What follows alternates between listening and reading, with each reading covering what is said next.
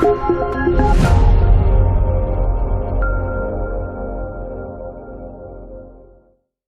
everybody, this is Garum, and of course I am ignoring reality. Welcome to Game News in the Grapevine, episode 13. You all read the title of the video, you know why you're here, so let's get started.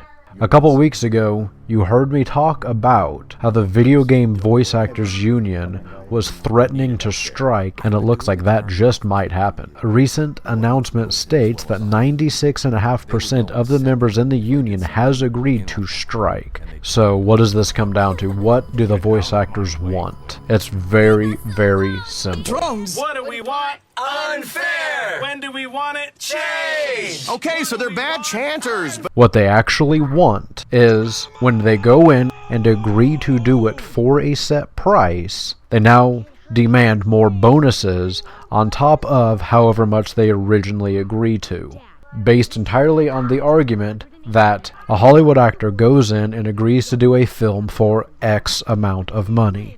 Now, if that video does very well, then they are given a pay bump for so many units sold.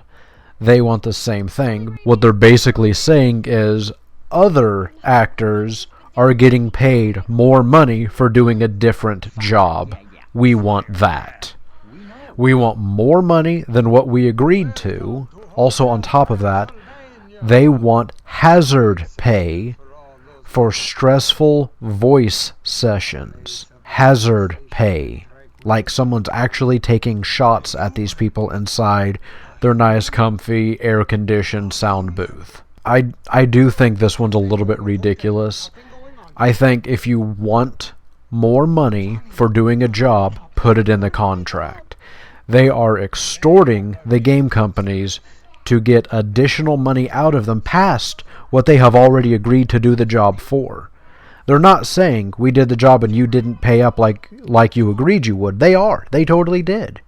They're saying, well, you only paid us what we agreed to do the job for. We want more. Does that make sense to anybody else? Alright, I'm going to move on from there and talk a little bit about PlayStation Now trial. Now, some of you might know this is a streaming service that the PlayStation Network offers. You pay so much per game or so much a month to stream a digital copy from their server to your machine to basically play Enslaved or Just Cause 2, Red Faction, whatever the hell you want to play. But you don't have to have a physical disc, and you don't have to download the game. It's a really cool system. It is a really cool idea, and I do hope they continue developing this. Well, as far as the UK goes, this service has not been available to them in the UK, only to us here in the United States. In the UK, PlayStation Now is exiting beta and is going to offer all you guys out there in the UK that might be listening to this show one free week of unlimited gameplay. If you like what you've done, then you can agree to pay $12.99, about £13 a month for unlimited gameplay. It's a really pretty cool deal if you guys enjoy this. Alright, now I know a lot of you guys out there are huge Witcher fans. I loved this game. But beyond just the awesome amount of content into the game, what I think I've loved more is CD Projekt Red, the developer of the game, their treatment of the post-product of this game.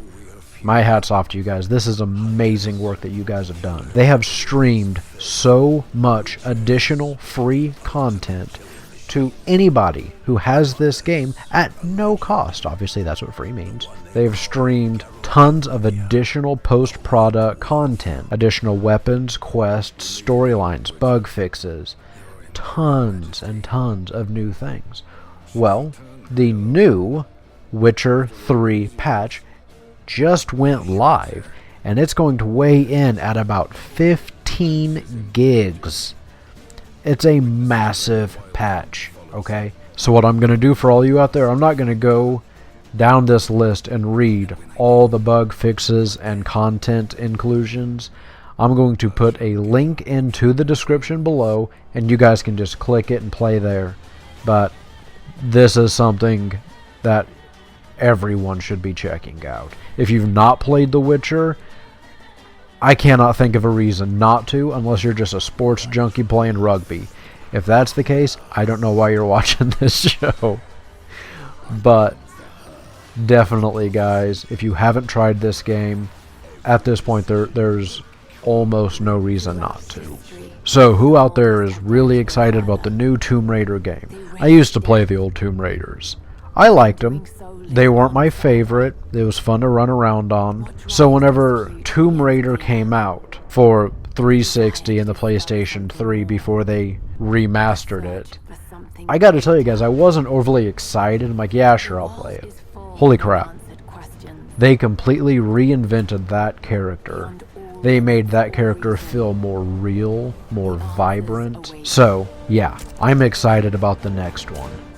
What I'm a little less excited about is the new news that just dropped today saying that there will be 300 in-game microtransactions. So you go in, you drop the $59 to buy the game. You can then get the season pass, which will open up 3 X-Packs, which will come down the line, and many in-game microtransactions, or you'll be able to just buy it all out piecemeal. They haven't confirmed what these microtransactions will cost, but they have begun to list what these microtransactions will do. They will come in the form of expedition cards. These cards, they can be acquired with in-game credits, but will also be more easily accessible for real money. Quote here, the expedition cards offer hundreds of ways to customize your Rise of the Tomb Raider experience. You can also set up challenges for your friends to see if they can beat your scores with the same card setup. We will have about 300 cards available at launch, and more will be added in the weeks that follow. Cards will come in 2 types: foil, which will be the strongest or strangest effects and will be unlimited in their use. And then the less powerful, common, they are a single-use consumable, and they are humorous, such as enabling big head mode. Some of them will be more meaningful and impactful on the game, like the bullet resistance card, which, as you guess it, will allow you to breathe a little bit longer underwater. No. Bullets do less damage. Duh. I don't know. I don't know if I really like this or not. I'm fine with a free-to-play game microtransactions. I'm fine with that, because they got to make their money somewhere, guys. But a game that comes out at full price then also offers a season pass, and then also offers more ways to spend your money after, assuming that you buy the game and the season pass, you're already down $100 for this game. And then they stand there and still try to sell you more? We're going to finish this video up with a little bit of Fallout 4 news. You all know, huge Fallout fan here.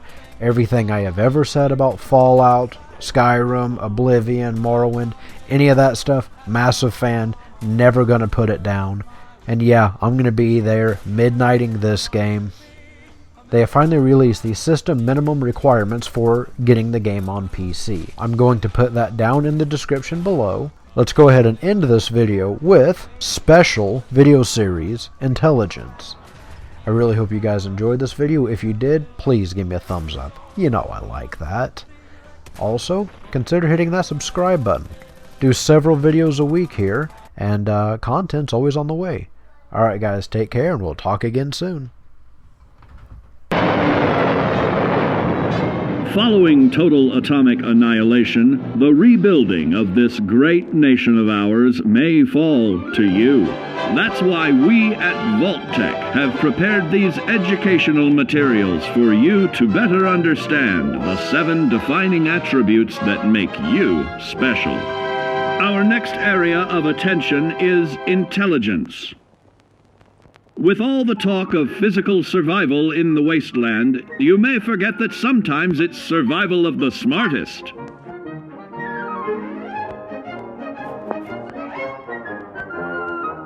An empty mind is a vessel for knowledge, and intelligence is the key to unlocking opportunity and adapting to your new world above ground.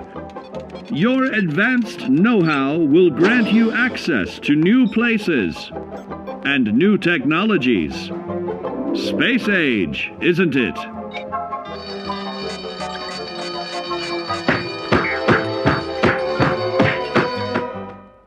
Intelligent survivors are also more inventive, creating technological wonders of their own.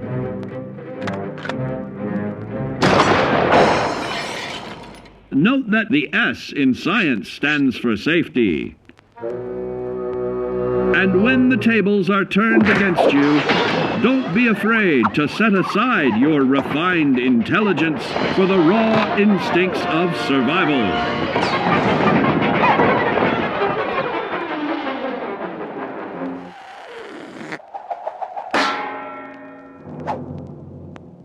Just don't lose your head. Advanced learning in the field of intelligence can offer even more benefits in this modern age of wonder to start navigating with technological ease. Keep blood where it belongs by healing in creating more potent chemical compounds from. Regularly study your Vault-Tec provided materials to prepare for survival. And to answer the question, do you know what makes you special?